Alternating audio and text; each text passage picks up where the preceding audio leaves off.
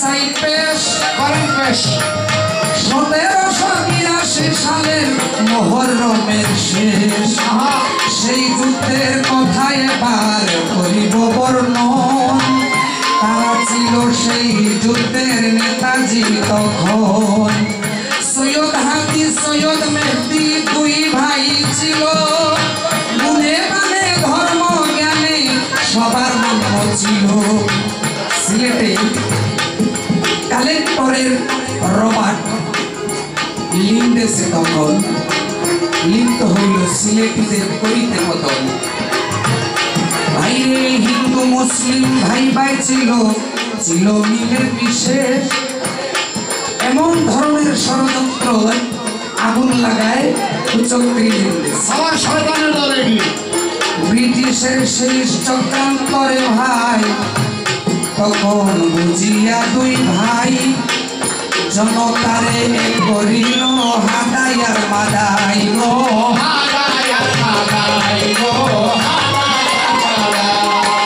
আরে জনতারে করিয়া অস্ত্র হাতে লয় মরণ শপথ করে তারা সিলেট করবে জয় কালেক্টরে জিজ্ঞাসিবে অত্যাচারের কারণ কেহ না পিছিয়ে যাবে কবুল করবে মরণ শত শত মুক্তি সেনা দীপ্ত শপথ নিয়া আগাই তারা বীর দর্পে অস্ত্র হাতে লইয়া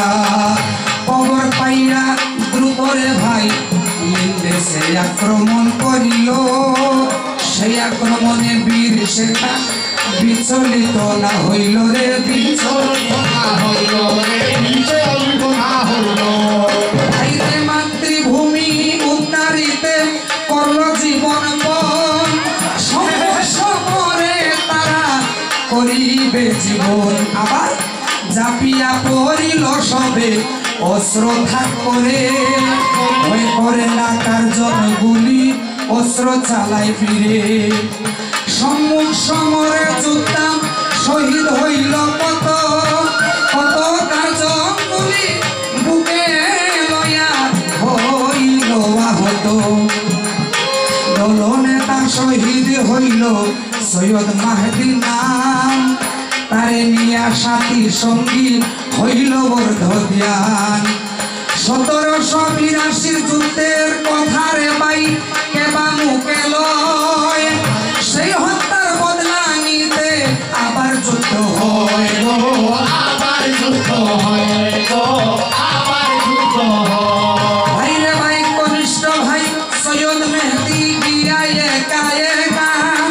অস্ত্র ধরে ইংরেজের দিকে কাটিতে তার মাথা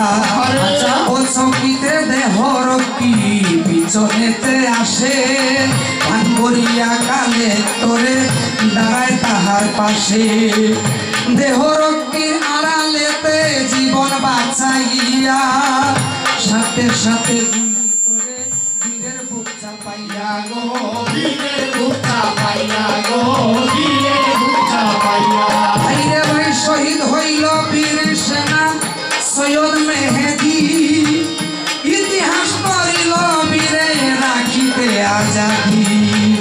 দেশের তরে রক্ত দিলে যায় না রে ভাই বৃথা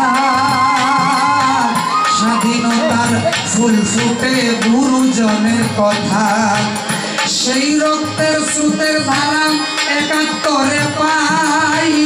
ভাবিয়া দেখো রে মোহন কৃষ্ণর কারবার তুমি ভাবিয়া দেখো রে মোহন কৃষ্ণর কারবার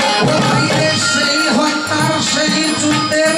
কথায় আমরা 71 পাই ভাবিয়া দেখিতে সবাই রে অনুরোধ জানাই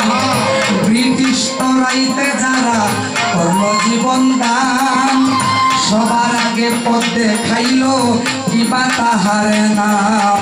সৈয়দ মেহদি সৈয়দ হাদি সিলেটবাসীর নাম প্রবীণ কবি কি বলিবেন রাখিব তার মানে আছে আপনি প্রবীণ কবি সাহেব দেখেন তো নবীন কবির সেই ইতিহাস সম্পর্কে জানেন কিনা আপনি কি বুঝাবেন আমাকে এবং আমাদেরকে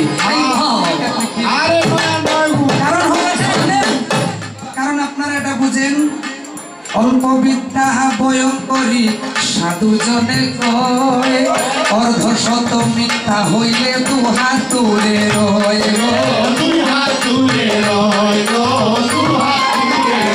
ভাই রে ভাই কাকের মাংস কাকে খায় না সর্বলোকে জানে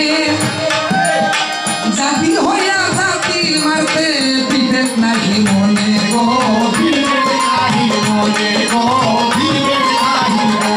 আমার কবি সাহেব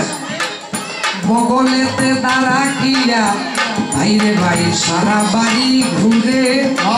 আদি মাদি নাচি নিয়া মঙ্গল পাণ্ডেশ্বরে প্রবীণ বলে চাললাম আমি সভা শহরের কাছে উত্তর পাইয়া খুশি হইলে কবি বাঁচে গো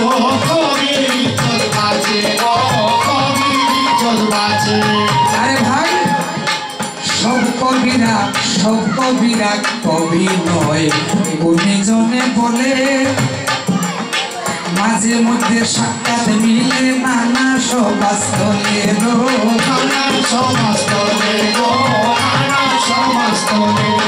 আরে উত্তর পূর্বের ইতি কথা করিলাম শেষ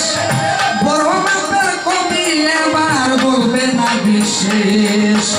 গুণীজনে বিচার করে পাইছে সারা সার ভাবিয়া দেখো রে মোহন স্রষ্টার কারবার তুমি কি ভাবিয়া দেখো রে মোহন স্রষ্টার কারবার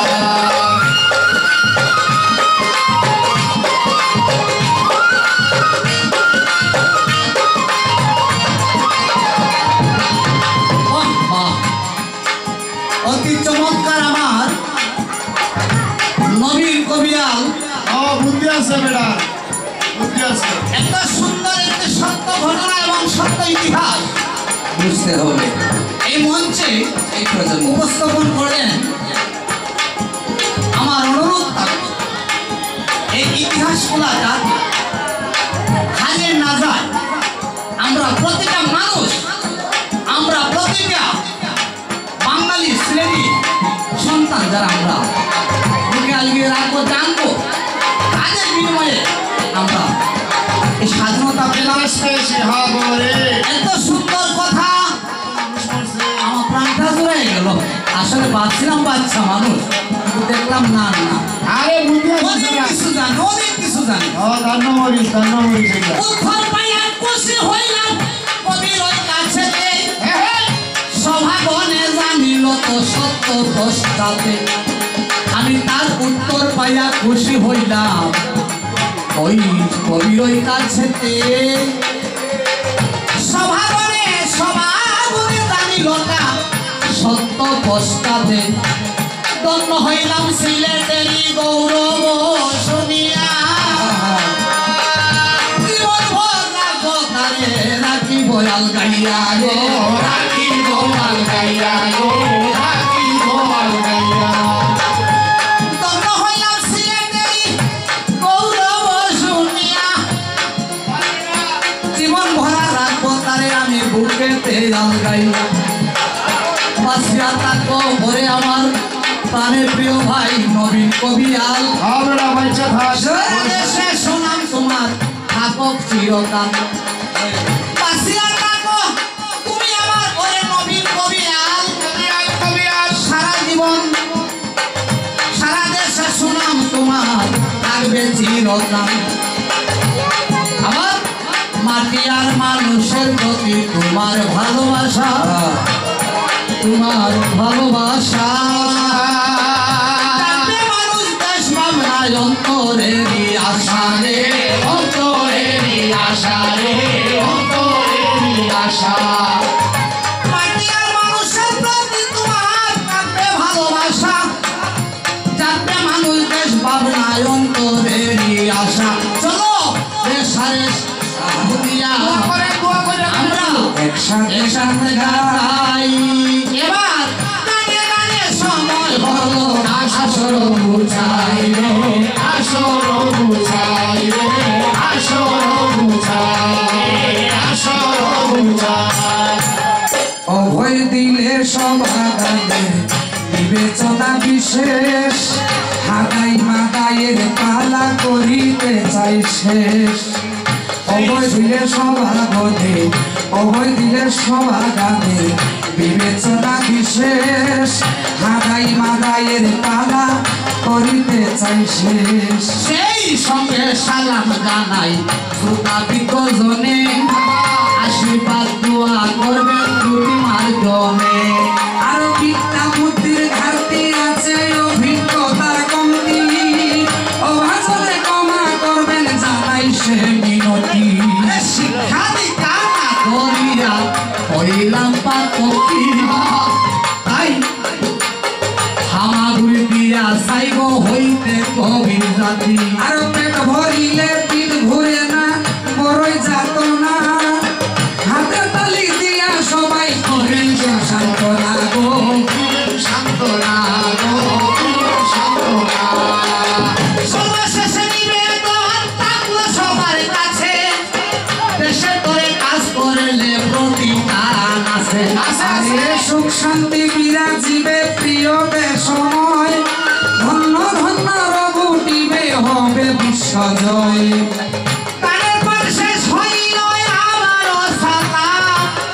আবার হইবে দেখা আশাতে রইলাম ওরে সময় সুযোগ